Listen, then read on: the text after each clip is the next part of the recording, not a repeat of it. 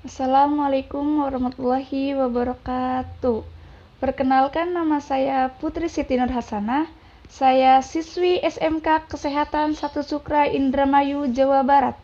Saya di sini ingin sedikit membahas tentang tindakan triase. Apa yang disebut triase? Mari kita tonton video berikut ini. Sebelumnya, jangan lupa like, comment, and subscribe.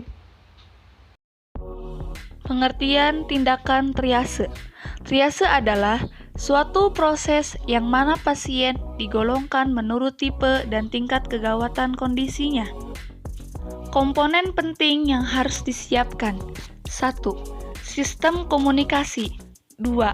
Pendidikan. 3. Transportasi. 4. Pendanaan. 5. Quality control. Yang pertama, sistem komunikasi. Bagaimana masyarakat dapat dengan mudah meminta pertolongan. Yang kedua, pendidikan. Ada beberapa macam kemampuan dasar di antaranya. 1. Menguasai cara meminta bantuan pertolongan. 2. Menguasai teknik bantuan hidup dasar. 3. Menguasai teknik mengontrol perdarahan. 4. Menguasai teknik memasang balut atau bidai. 5. Menguasai teknik evakuasi dan transportasi. Yang ketiga, transportasi.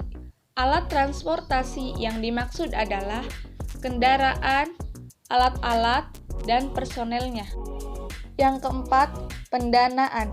Sumber pendanaan cukup memungkinkan karena sistem asuransi yang kini berlaku di Indonesia. Yang kelima, quality control.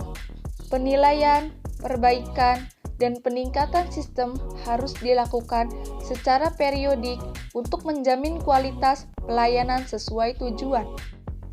Warna pada triase pelayanan gawat darurat.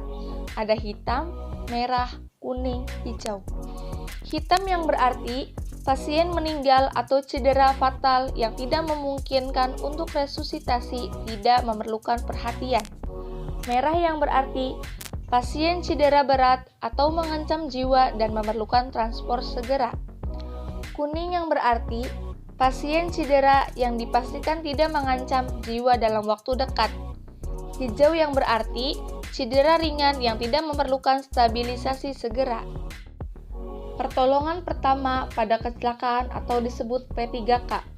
Pertolongan pertama merupakan tindakan pertolongan yang diberikan terhadap korban dengan tujuan mencegah keadaan bertambah buruk sebelum korban mendapatkan perawatan dari tenaga medis resmi.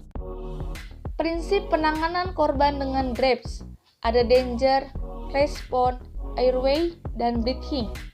Danger adalah pelaku P3K harus melihat situasi dan kondisi sekitar sebelum menangani korban. Respon adalah lakukan penilaian kesadaran korban baik secara langsung. Airway adalah buka jalan napas korban dan bersihkan apabila terdapat sumbatan atau benda asing. Breathing adalah berikan napas buatan bila korban tidak bernapas. Sistematika P3K. 1. Jangan panik. 2. Jauhkan atau hindarkan korban dari kecelakaan berikutnya. 3. Perhatikan pernapasan atau denyut jantung korban. 4. Pendarahan. 5. Perhatikan tanda-tanda syok. 6. Jangan memindahkan korban secara terburu-buru. 7. Segera transportasikan korban ke sentral pengobatan. Cara pengangkutan korban dibagi menjadi 2. Yang pertama, pengangkutan tanpa menggunakan alat atau manual. Yang kedua, pengangkutan dengan alat atau tandu.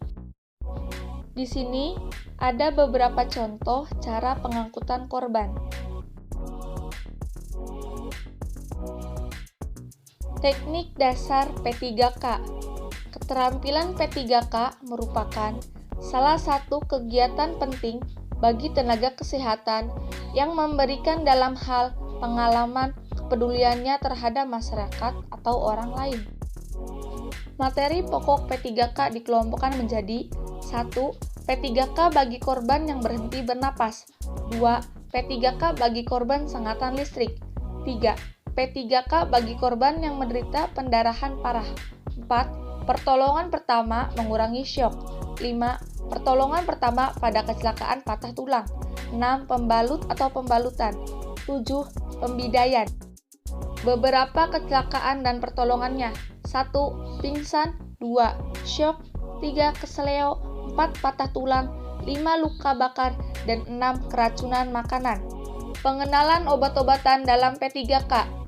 CTM, obat alergi. Betadine, obat antiseptik. Povidone Iodine, obat antiseptik. Neonapasin, obat asma. Asma Soho, obat asma. Konidin, obat batuk.